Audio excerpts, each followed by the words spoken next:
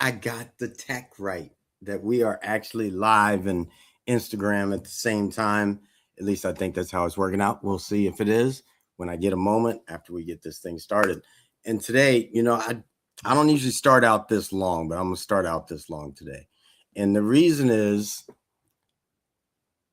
for the last couple weeks, I've been really diving into this aspect, putting God first, before everything, before anything. I don't care what it is, whatever you could think of in this moment, putting God in front of that. Before the thought of a religion, before the thought of my wife, my children, God first, everything. And so I'm doing 52 days straight of every morning waking up, getting into my journal, getting into studying Yeshua, and diving deeper than what most may do, in the sense of going beyond just the regular, okay, I could just go read the Bible. Well, guess what? That's not my thing. And this is why. And I say that because when I look at the Bible, what did Yeshua speak? Where he was, must have spoke Arabic. So then the words don't even translate to get to where we are today. So I'm really digging in like that, like looking at what does it look like to put God first, which is actually even beyond man's words. That's where I am. And so when I look at that, and some things have transpired over the last few days, that's like, oh, okay, I see it beyond what I can even express in this moment. So that's where it is. Today we're talking about stepping into your purpose. What does your purpose look like? I hate to break it to you, but your purpose is exactly where you are. I don't care who you are. Your purpose is where you are and what you're doing right now. You couldn't even do it if God didn't allow you to do it. So where you are in the moment, that is your purpose. Regardless of what you think your future purpose may be, your purpose is right where you are today. Even if that looks like somebody calls and says, hey, can you help me out? That's your purpose. Are you going to choose it or not? That's on you, but that's what we're here to talk about. So I'm excited to get into this conversation with everybody. That's the kickoff. It's what's on my heart. So here we go. When I am asked to speak, I embrace the calling.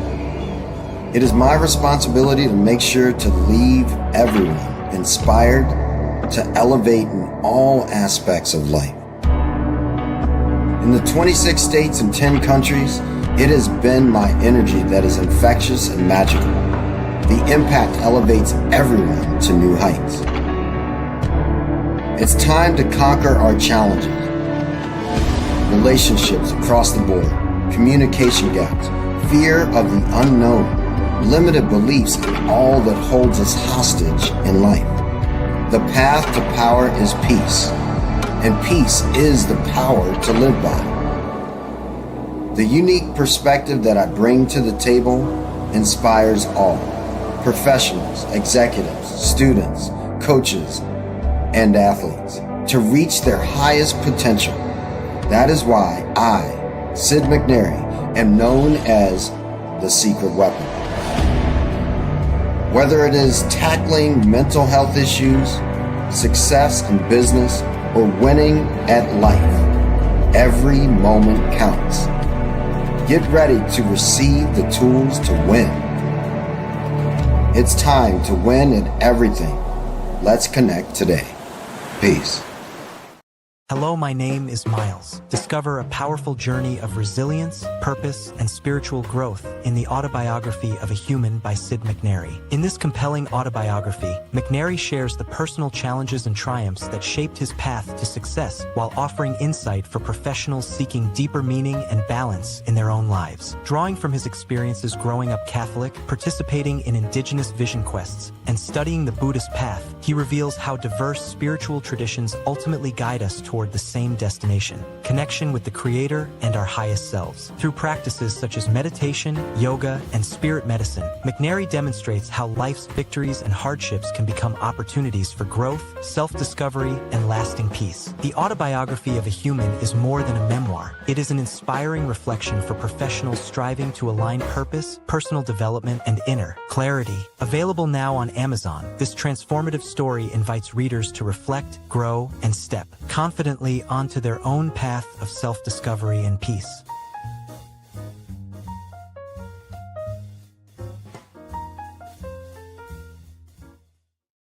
All right, here we are. It didn't seem like it worked out quite the way I wanted it to, but we're going to go ahead and get started in this conversation, and I'll try to figure it out along the way as far as Instagram goes. But hey, it is what it is. We are live, and there's something off in my process of getting it live on Instagram. So I don't know what it was. I hit the wrong thing at first, so then I had to pull it off, and I put it back up. It says I'm live. Dr. Five says he can't see it. And so there we are. We're in it. All right, let's get into this conversation. I'll figure out technology at some other technology moment. But because this conversation is too important in the, at least in the evolution of where I am today. Like literally, what is my purpose and how am I executing it? Like really, you guys heard me. That's why I went ahead and just added it into the beginning. But let's start off with that. Like the guys sitting around, anybody really, but the guys sitting around that we're speaking to, how can they know their purpose? Like, what does that look like? Who's got it? Okay, well, I'll jump in. For me, I was just talking about this last night on my podcast and talking about your why. When you have a big enough why, you have a big enough how. And for me, honestly, it was back in 2008 when I was at a funeral and I was sitting at the back of the church and I was seeing them eulogize my coworker. And they were saying all these beautiful things that I didn't know about this person. And I thought to myself, if I died tomorrow, who would show up and what would they say? And it caused me to reflect and think about 10, 15 people would show up with some Miller Genuine Draft and Jack Daniels and Bon Jovi records and talk about all the stupid shit Chris did. And I thought, you know what? I don't want to have that as my legacy, even though I was homeless and have all these other accolades in my life. And so for me to find out what my why and my purpose was, I went home and I wrote my eulogy, which a lot of people don't want to do. And from that point forward, I determined that my why is to fight for what's right and what's fair, to risk for which that mattered, and to leave the earth a better place for who I am and what I do. And so every single day I wake up and I set that intention to be that person. And that's the leverage that helps me get through the tough times. I like that. I'll follow up and again, Sid, thanks for providing the platform for myself and I guess I can speak for the others, Coach Hightower and Chris, for us to share today. For me, I had to ask myself this question, and I do it on a somewhat regular basis. What problem am I here to solve? What people am I here to serve? And what kind of man I want to become? And I had to ask myself that question, and I make sure I ask on a periodic basis because your purpose can change. It can shift over time. So there are probably a lot of people watching this live on replay saying, what is my purpose? I share that question and maybe the other ways you can find it out. And my purpose is always change. It's not always changing, but my purpose now is different than it was 10 years ago. My purpose now is more focused on primarily being the best that I can be and being best servant I can be. And always, as much as possible, leading with love. You know, leading with love, I think is a really important. Now, I'm not 100% perfect. Maybe other gentlemen are, but I ain't. But I want to lead with love as much as I do, and also leading with love, especially with men and those who love them. Because I can't love everybody, but I've found out that's my lane, leading with love with men. And your purpose can show up in different ways, different things. And I'll just finish it off with this, that the word success has 3 S's in it: service, sacrifice, and selflessness. Oh, I thought it was Sid. Because I am the third, you know. I was like, yeah, oh, wow. You are Sid the third, right? So I align that definition of success to my purpose. So I'll just leave it at that for now. Man, great. Gentlemen, I love everything that you stated, which aligns with, my purpose. I heard Christopher state, he went back and wrote his eulogy, which is something that most people don't care to do, which I think is very smart. As you stated, Dr. Rob, being the best version of yourself, but serving others. And before this podcast, I actually talked about how it's amazing how some of the energy aligns up and how some of us have some of the same characteristics and things that we want to do. When it comes to purpose, for me, most people know what their purpose are, but sometimes they do not want to fully embrace it. I knew a long time ago at an early age what my purpose was. I was just uncertain on how to go about it. And last week, you guys didn't see me. And thank you so much, Sid, for allowing us to be on this platform. This is actually part of the being in your purpose and aligning yourself with the right people. I wasn't here last week because I decided that my wife and I was going to take a fast. And that goes back to just being diligent in regards to making sure I can stay on my purpose. So it was more of a spiritual / health and wellness fast. But part of my purpose, man, is helping people to be the best version of themselves. So no matter where I go and people I come in contact with, I'm always helping them get to the next level. I talk to leaders from across the world all the time. Nevertheless, they're great at what they do, but sometimes it's issues in the background that we don't want to acknowledge. And it goes back to purpose. Men, we spend a lot of time, and this is by studies, more than sometimes 21 hours a week just in the drift. If you're in the drift, you can't be in your purpose. You're going to be more reactive versus proactive. So how do you find that purpose? It's part of just being on that journey, getting more connected with God and really embracing and realizing sometimes that purpose can be scarier than you anticipated. And I realized why I was somewhat running from my purpose. It was just bigger than I imagined that God had for me. I've heard all of your purposes, and I honored them, and I sat on a mountain, right, and committed to bringing the world to peace with the Creator, with my grandmom. Gave up food and water for 4 days, 3 nights to come into that, to come into my spirit name and all of that. And here at this point, now that was 2008, so 8 years ago. And now this is what's been magical about me being able to shake my head about that being my purpose. And I've gotten the World Peace Award. Like I've lived into that, right? And so, yeah, what's showing up on my heart now is that I'm not sure that's it, as much as me simply putting God first, because when I think I'm doing my purpose, God actually could be directing me to go somewhere else. And that's where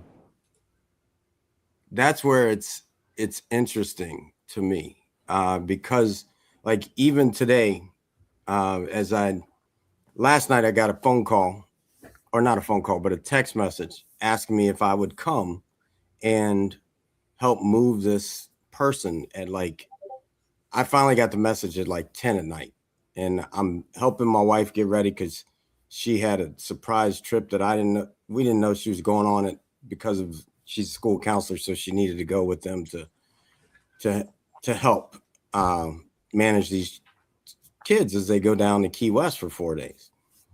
So there's that. So then eventually I said, hey, look, I gotta help my wife.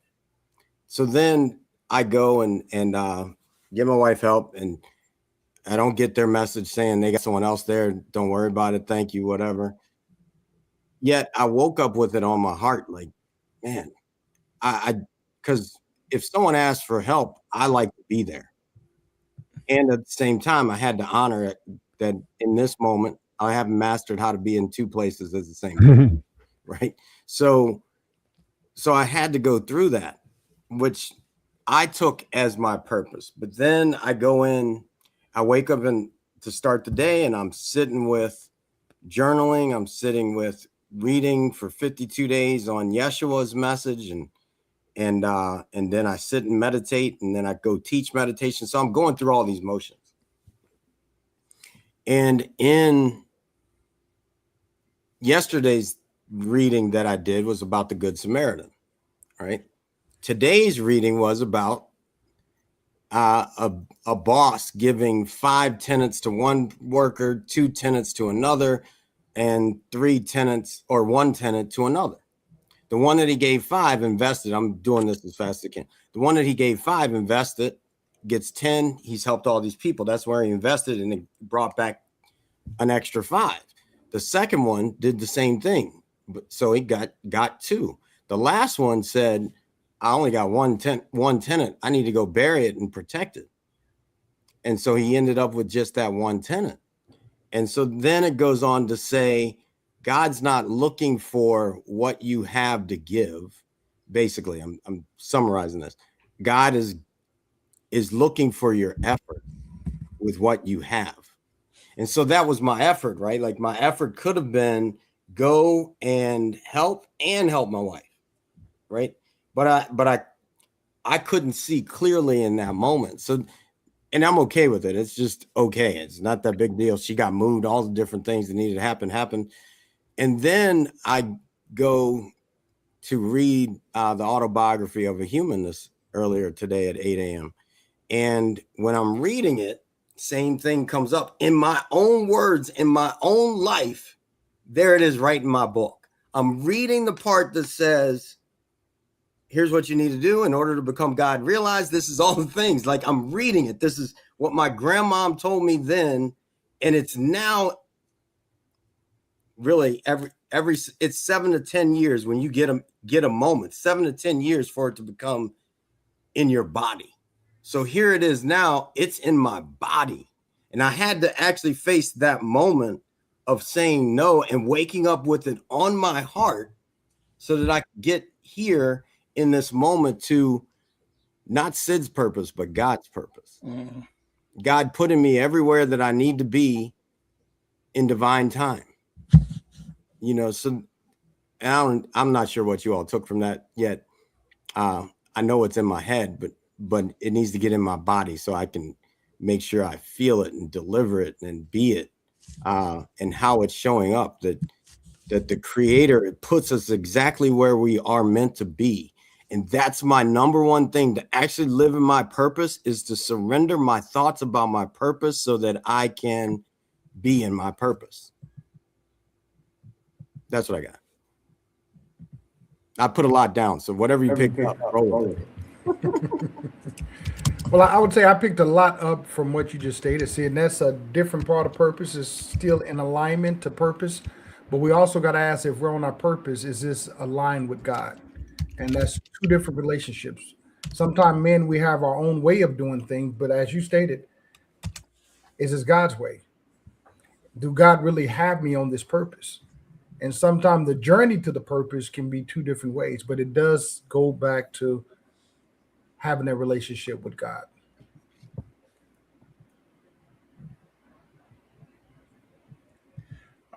I'll jump into, for those who are watching out there, I just want to add on to what's been shared. Purpose is not just about success. It's not just about its success. For me, it's also about impact, integrity, and peace of mind. Because a lot of people, you know, purpose, this and success, but it also has, who's it impacting is also in making you good with your integrity to yourself, but also others. And also is it providing peace of mind to yourself and others. Because I feel that you're in good alignment with your purpose. It's working through you, not just in you. Like just a thought. Yeah, it really carries over to your values. When I think about my purpose and the people that I've helped find their purpose, you know, number one, it's like, okay, what are your top 5 values? What is it that you value the most? And are you living congruently with those values? Because if you're not, then there's an opportunity, there's a space, there's a gap that you can solidify by saying, okay, these are my values and this is what I choose to do and live by every single day. And so what I encourage people to do is when they wake up in the morning, rather than grabbing their phone and looking at what's wrong in the world and thinking about all the terrible things that are going to happen that day, number one, gratitude. And then number two, what's my intention? What's my intention to serve my purpose? How can I share my values and be a part of the solution rather than part of the problem today? And stay in alignment with myself, right? We talked about that here on the show so many different times. Like when you're in alignment with yourself and you're feeling good about what it is that you're putting out in the world, it's pretty incredible what you can attract and how you can start to feel that sense of confidence that that your purpose is being fulfilled in any way, shape, or form, as long as it's guided by those values. But so oftentimes we're focused on everything else but our values. And so I encourage people to sit down and write them out and then stick them on their dashboard, stick them on their computer monitor. And then when they're having those moments of frustration or scarcity or imposter syndrome, whatever it might be, am I in alignment with those values? And what can I do perhaps in this moment? What can I do perhaps today that can make that sense of purpose extend out to somebody else who might be in need? And when people do that, they come back and tell me like, Chris, it's really not about me. It's about the fact that I get to connect and I get to be in alignment with my human brothers and sisters and make that difference no matter how small or how big it might be. I'm feeling full today. So I'm going to, if I have permission, add some more things. I think for me, a man's purpose becomes clear through service, responsibility, and lived experience. Not just thinking about it, but doing it. And also purpose and character go together. Who you are matters as much as what you do. Mm-hmm. And also just adding on to what Chris said, not only naming your values, but writing down your values. Because when you know your values and you see them visibly and write them down, it helps you guide through decisions when life gets tough. Mm-hmm. So break that down for me. What is a value? Your values. Are you asking all of us? You asking me? Who you asking? Anyone. Just what does that mean? When you say your values? Because when I look at, we got some people that are leading, and their values are definitely different than mine. Mm-hmm. But yet they still get to execute them.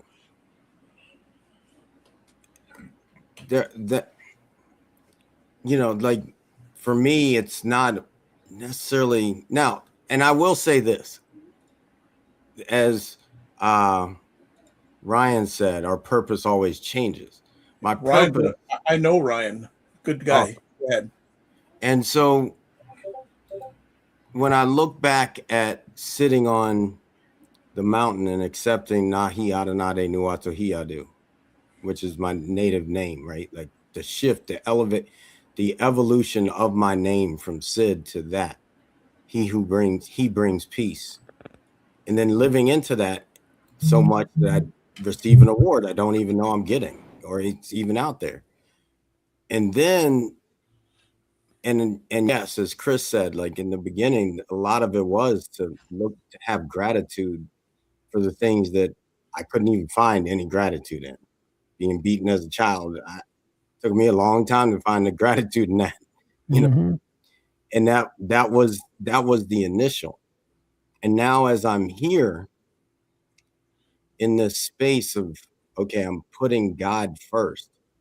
It's not about my values. Like that's what I mean. When I say that, I'm saying God is before even my values. I remove me completely on all things and put God first and just live into, for whatever reason, each of us was created to do what we were meant to do.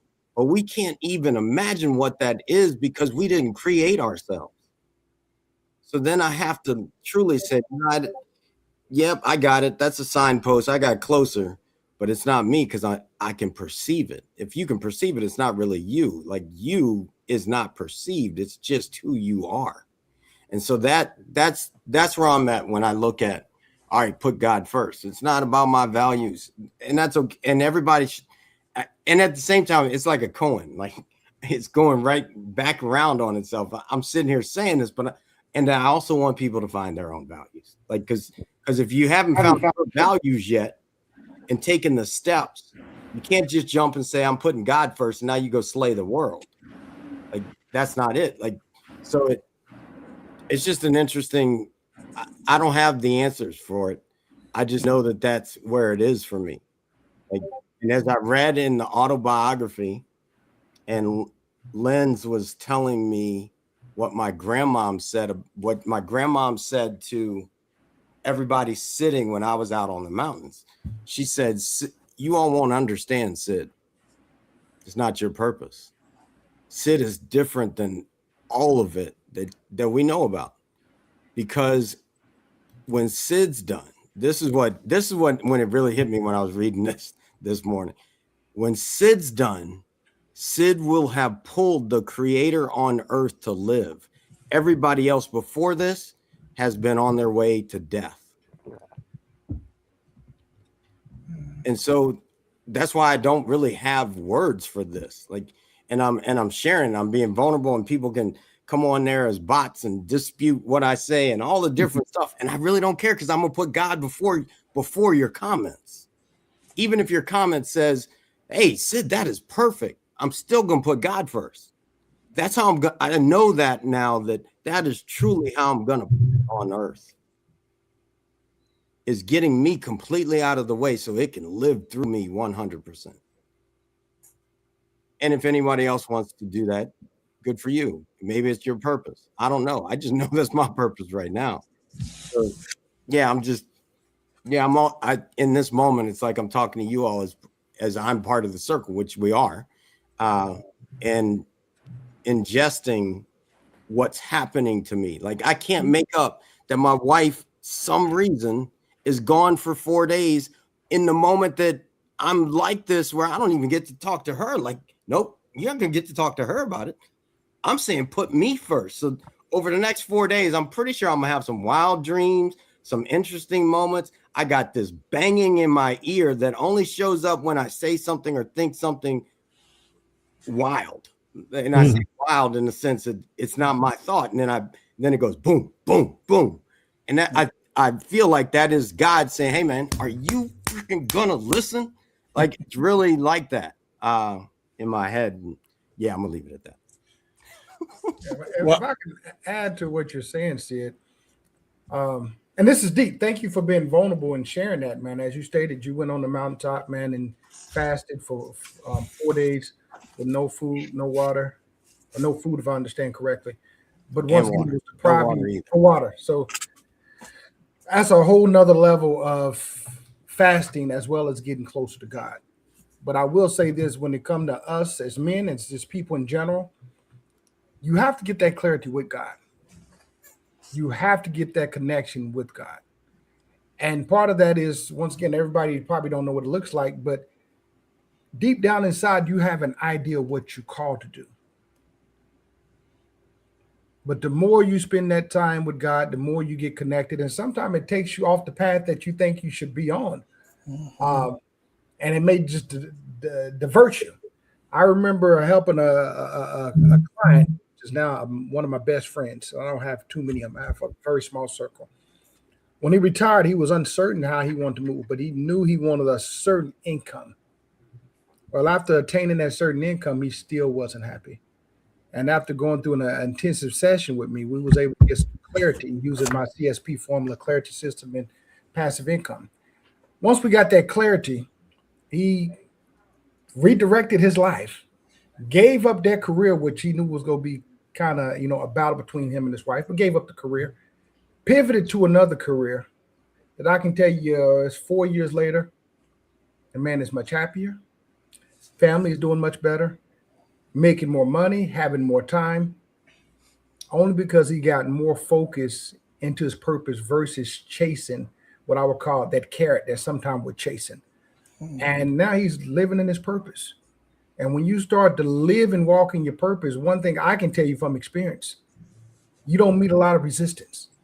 God kind of lines things up. I was doing a masterclass helping entrepreneurs and husbands and wives communicate and work better together. Had no idea what I was doing, gentlemen. However, God aligned everything up that it just felt in place.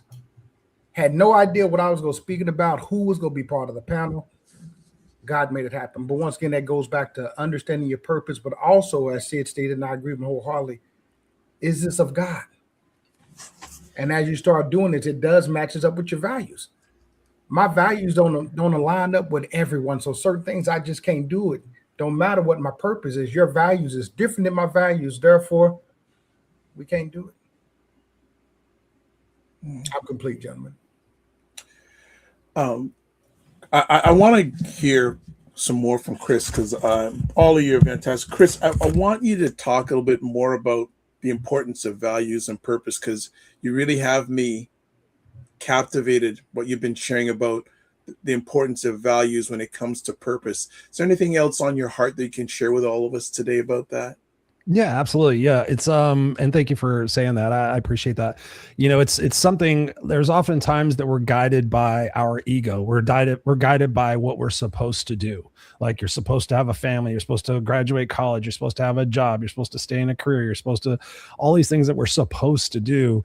And I think this conversation, we're all saying the same thing in somewhat different ways. It's all about the surrender to the opportunity of serving whatever your higher purpose is, whether it's God, whether it's your spiritual self, whatever it might be.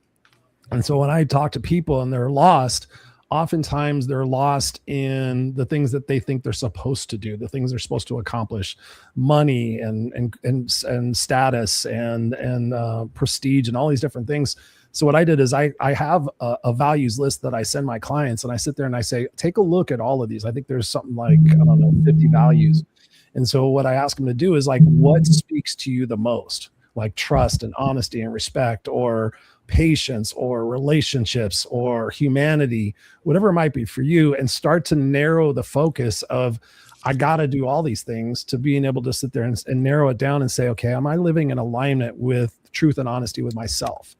And so when we do that, then we're more on purpose with the person that we're becoming in terms of our spiritual selves, as opposed to our egoic selves. And that's why it ties into the legacy so much, is that when somebody asks themselves, if I died tomorrow, who would show up and what would they say?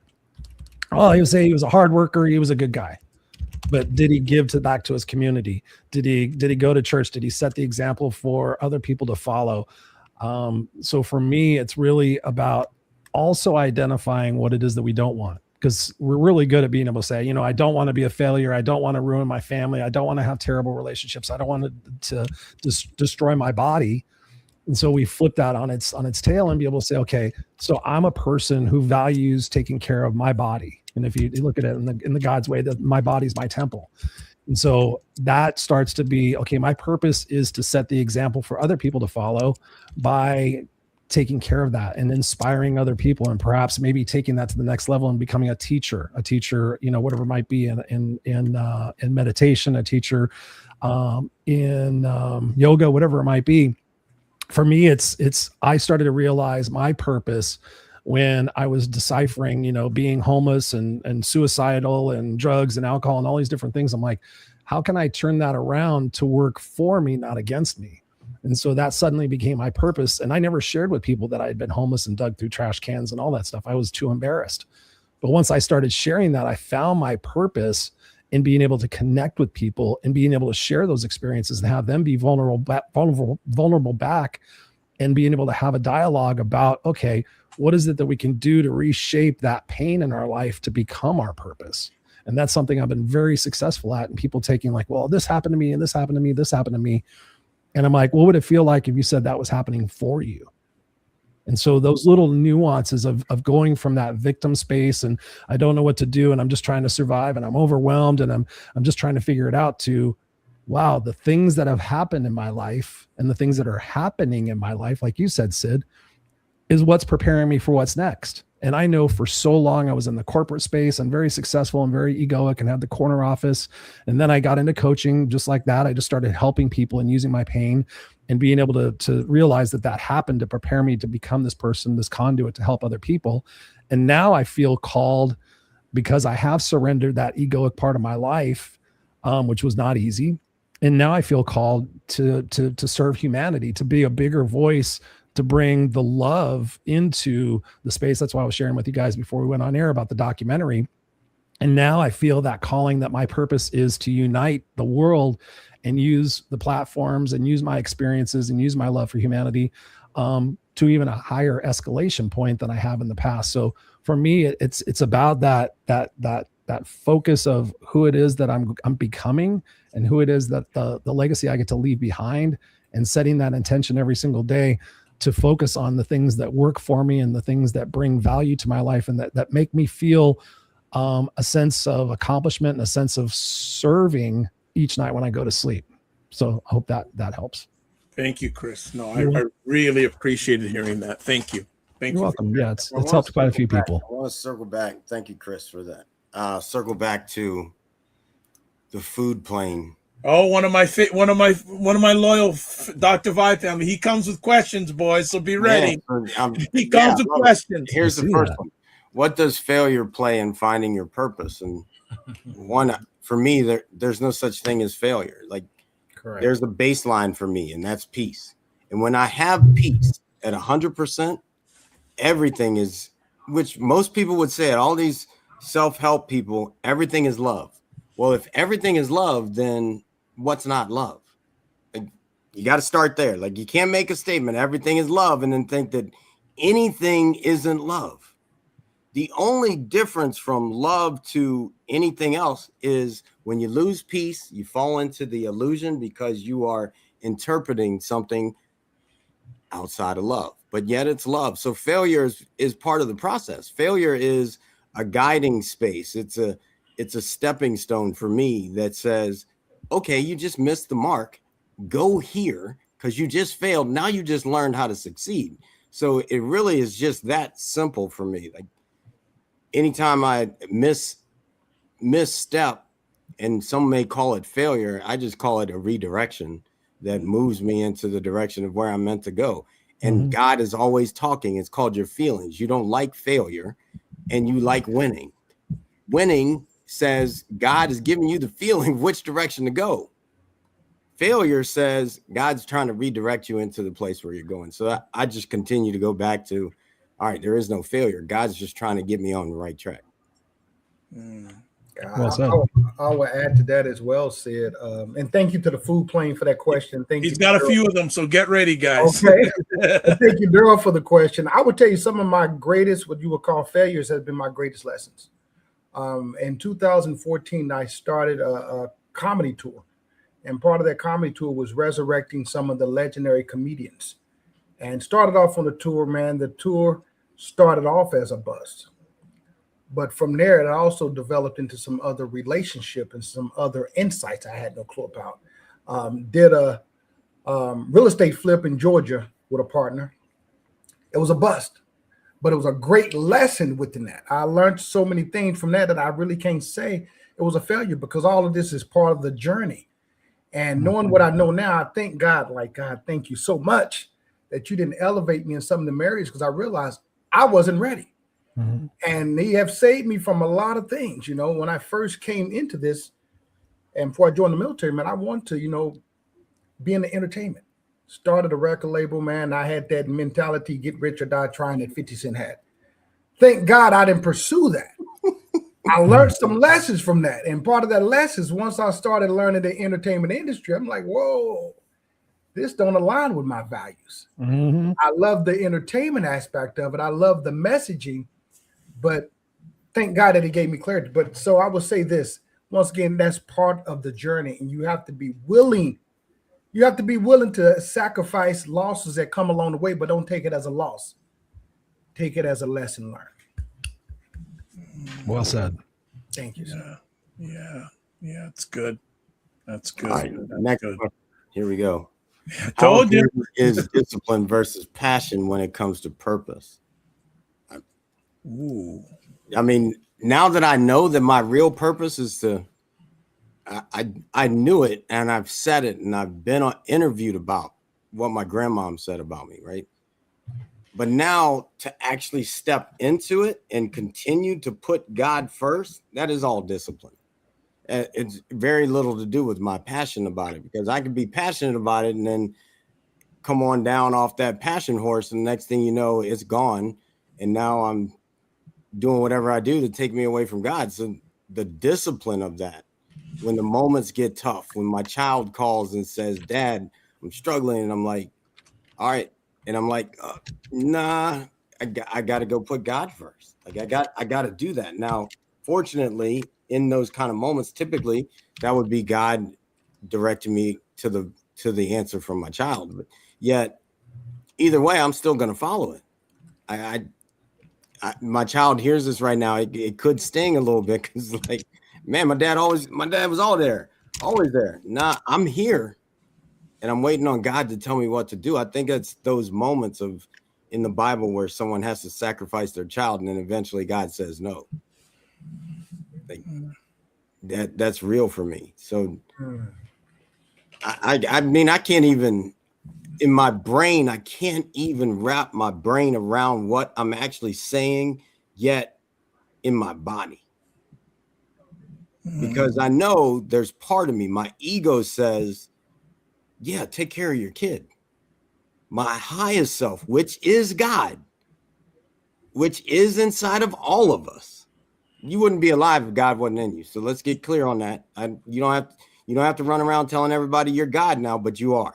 And then you are. Yes. As soon as you think you are, Tell my wife. Yes, real talk. But you are not. And I am, but I am not. Like, that's just real. And so I sit with that in the sense of, okay, then I just got to lean into that. God is going to direct me, period. Exclamation point. And it's directing all of us. And sometimes someone needs to actually be in the suffering. Yes. To remember God, like, and to gain the discipline, to get beyond your passion and turn it over to God. And I know that the one I'm thinking of my children, a lot of times it is about that person.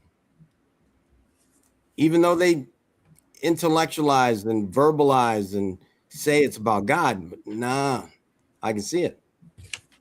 I can see it. And I've been there. It's not a bad thing. It's just real. Like, for me to let go and say, all right, yes, I want to go and teach a packed class all the time, or go to a stadium and sing in front of millions of people. Well, if that's not God's purpose for me, that's not going to happen. I can go to that venue and I've done it. I've sold thousands of tickets and only a couple people showed up, but they all paid their money and never asked for it back. Like, that was real. That was real in my life. My grandma was like, grandson, what did you do? Because here comes a hurricane. The hurricane came. That was partially why they didn't show. And then there was a hawk that came and snatched two birds playing in the spring, making love. And then a hawk came and grabbed one of them out of the bushes. The other one shot out, and the hawk took it up in the tree and bit its head off. And my grandma said, grandson, you got to stop holding that energy that way. You're biting people's heads off. They aren't showing up. And that stops when I just say God's first. Like, the ego energy doesn't come out of me because I just say God's first. So now, don't get it twisted. You could catch it, but only if God says give it to him. That's real for me. So it's that, going back to this conversation of purpose, it's truly, where am I now? And how does God want me to be in the moment? Not what I think of it. And I think that's just the next step for us as a species. I know it's the next step for me. And I feel like I'm not witnessing it in our leaders today. God first. God first. Like, God first. Think before you do. Don't bomb the children. So I will add to that, Sid. When we think about some of our great leaders, some of the things they have done back then, you will say, man, that was crazy. But you have to have that type of vision, that type of energy for God to put that upon you. As you stated about Abraham, Abraham was told to sacrifice his son. Martin was told to unite the world. Malcolm was given an assignment. And a lot of these assignments that they were given, these was assignments that wasn't easy. Even Gandhi. So when you look back at what they did back then, it was idiotic or crazy back then. But when it's of God, it's of God. And I agree with you, Sid. I don't see what a lot of our leaders are doing. But even when I reflect on some of the songs, I'm a big fan of Michael Jackson. When I go back and listen to more of the lyrics of his songs versus the entertainment with the choreography, which was amazing. There was a lot of messaging in the songs that applies today. Mike said it in one of his songs, They Don't Care About Us. And he talks about the geopolitical climate. And he was very, very skillful in his songwriting. But when you go back and look at some of the things that the leaders have done, they have already warned us, as if God sent them as if they were prophets. So when we're operating in our purpose, it may be strange to other people, but when God got you on that purpose, it is what it is. Yeah, I want to go back to this one that Daryl said. Can you expound on when you mean this? You say you are God. Okay, and I appreciate the question as opposed to just going. Everyone goes out and just says Sid thinks he's God, because I've had that, and that's okay. It just is what it is. It's not people. Most people's words have nothing little to do with me, and they say everything about who they are. Yet, when it comes to God, God is everything. So again, it's like love. Love is everything. So you can't say that this thing you don't like isn't love if love is everything. Or you're saying that love isn't everything. So the God that I know, that the thing that created everything, and I don't call it him, because him says it's not her. So I call it it. Because I actually, in this human body, I can't even begin to have a conscious level on what God is, because God is everything out there too that I don't even have a concept of. I don't even have a concept of the stars in the sky, the universe that we all sit in. So therefore, God is all of that, but God is me. God created me. I don't have a thought that God doesn't have first. I don't have an action that God doesn't create first. God is everything, including me. Now, am I the God in the sense that I created the universe? Yes, if you know that you are that God. But me, the Sid, the fingernail, like when I explain it like this. Here's the hand of God. And this is a really abstract picture. I'm an abstract artist that sells abstract art. This is a very small picture, because the hand of God is the whole universe. And I am a fingernail at best on the hand of God. But it's still God. The fingernail doesn't do anything that I don't tell the fingernail to do, that my hand doesn't let it do, that my arm doesn't let it do, that my body doesn't let it do. And it's I that am letting it do it. God is letting me do all of that. So that when I say I am God, I am the thing that moves me. Regardless of my pinhole sized brain that thinks that I am doing anything. It's so small in the universe. We've been around for 24 seconds compared to how long the earth has been. 24 seconds is a blip in our lives. So then it's okay. I don't need to know everything. That's a human default to me, needing to know it all. That cancels out God. Every time I think I need to know something, God just got canceled out, and really it didn't. It's just like, I'll let that part of me flounder off until it comes back. So when I say I am God, it's because God is me and it owns me. So anybody wants to add anything to that, go for it. There's more questions, believe it or not. I like the new one from the food plane, and I know you'd like that one. thank you for asking about the guitars and the music. That's a super tough one. But what habits are holding men back from stepping into their purpose? Hold on, I think he asked this one first, right? Yeah, I told you, be ready. Like be you ready. gotta I put it in the chat. I didn't think I was going to answer that here, but yeah, that's like asking who your favorite kid is. That's pretty rough. But I put in there AC/DC and Bon Jovi. I mean, there's 17 bands that come to mind that are my top two. But the habits that are holding men back from stepping into their purpose, one of the big things is the negative self-talk. You know, it's the language that we use with ourselves, like I'm so stupid, or I'm not enough, or I'll never be able to get the girl, I'll never be able to get the job, or someday when this happens, then I'll be happy. I call it shooting ourselves in the, you know what, but we'll say shooting ourselves in the foot. The negative self-talk. And I think about it this way. If your thoughts were amplified, the way you speak to yourself were amplified so other people could hear it, would you be proud of what it is you're saying? And another way of looking at it is do you use that language with the person you love the most in the world? And I think about my son, he's 9 years old. And I thought sometimes most of my language is really positive because I catch myself. But every once in a while, I'm like, no, I wouldn't be proud of having him hear those thoughts in my brain, because that's not what I espouse to him. So again, it goes back to that congruency. I'm huge into alignment and congruency and being good with yourself. So for me, it's eliminating words like never, can't, try, always, and being able to sit there and say, okay, what's the possibility? Like if there's a possibility in there, and starting to shift that negative language and shift the belief that we are an imposter.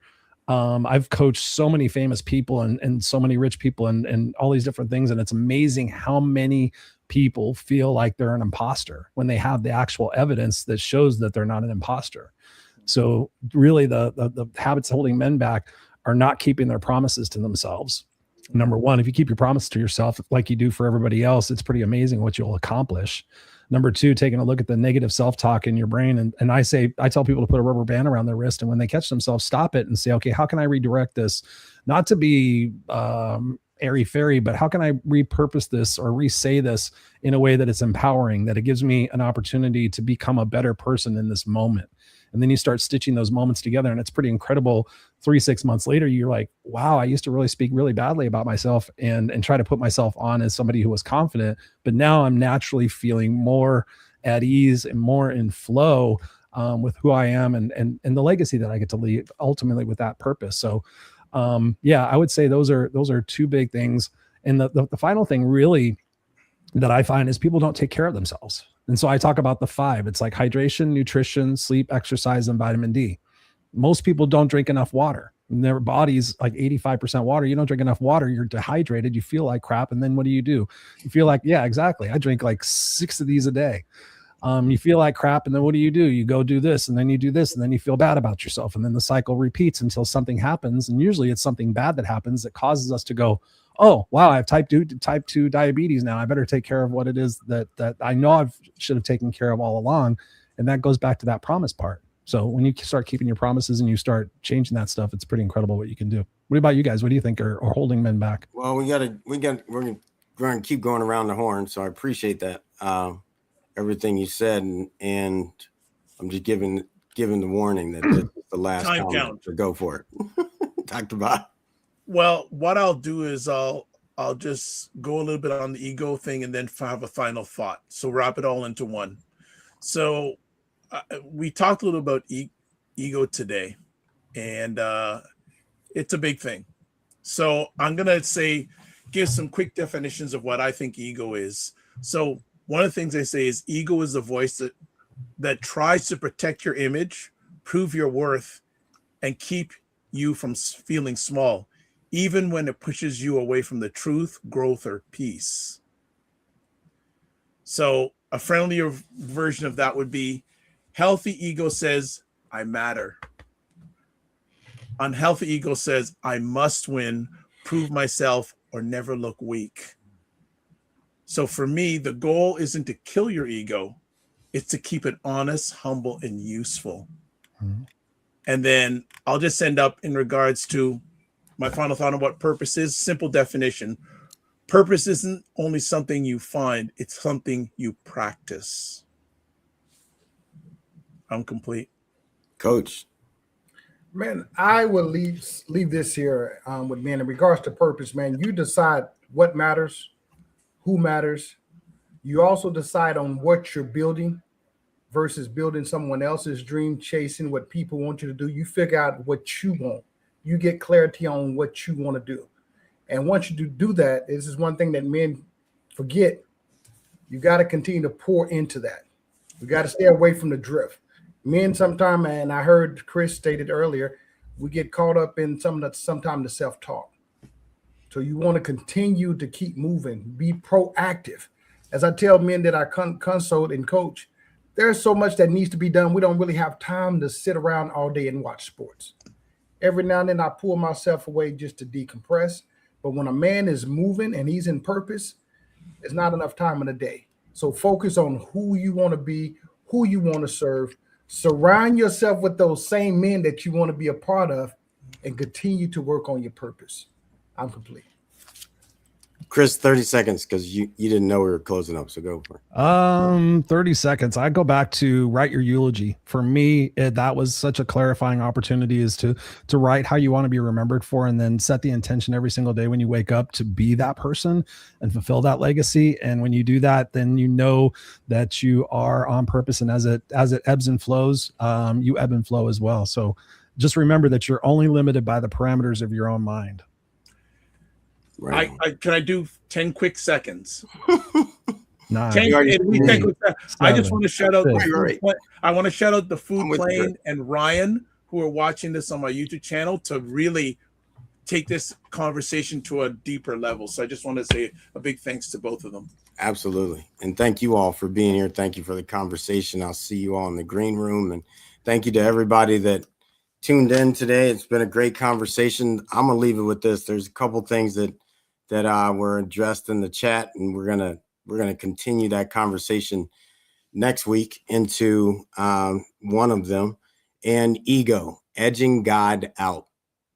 That's real for me. Like, my ego gets involved is because I push God out. You know, the word originated with Freud. So with that being said, I don't live the ego version that's really there, because I'm not that caught up in my mom type thing. So you can go figure that part out. But for me, ego is edging God out. Then we're talking about the one thing that came was God. And I'm going to say it like this. Before I start every meditation, I go creator, mother and father of all, the infinite source, beyond space, time, and form, all that was, is, and will be, prime source, great mystery, great spirit, everlasting creator, the holiest of spirit, God.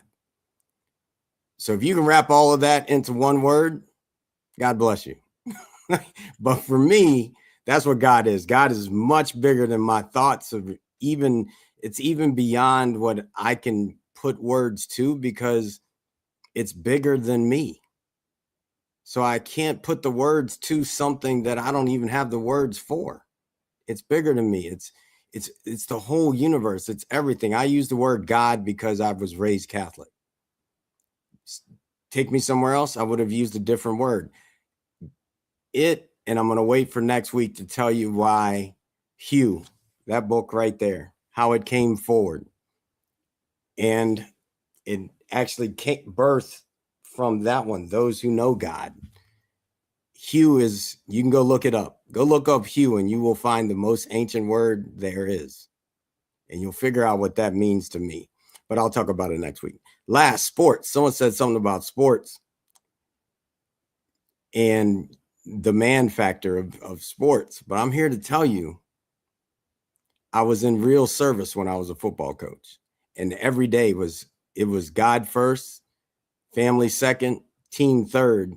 Every day I was dedicated to the same thing. I just finally really know now how to put God first. So with that being said, man, this has been a great conversation, and I'm excited for all things to come. We'll see you soon. Peace. I've been at peace for so long. It seems like I've been sitting all alone. Would you know when the crew is coming through? They're the ones that will make anew. Gotta go, gotta flow, gotta choose the truth. We the ones that will raise the roof. Let's roll up and throw down. Let's go and feel the sound. Good vibes, one try. Can you feel me now? Be you, be me, be free. Go and take it till we bounce the beat. Take it to the streets, make a move the feet. I can slow it down, look in my eyes now. Just like you two want it fast. Spread them wings and make it last. God was the one to erase the past. Time to bring it forward to see the forecast. Did you hear it? Did you hear it? Lift your dreams and fill the glass. Did you hear it? Did you hear it? Lift your dreams and fill the glass. That was God's broadcast. That was God's broadcast. Time to embrace the peace. Time to embrace the peace. Time to embrace the peace.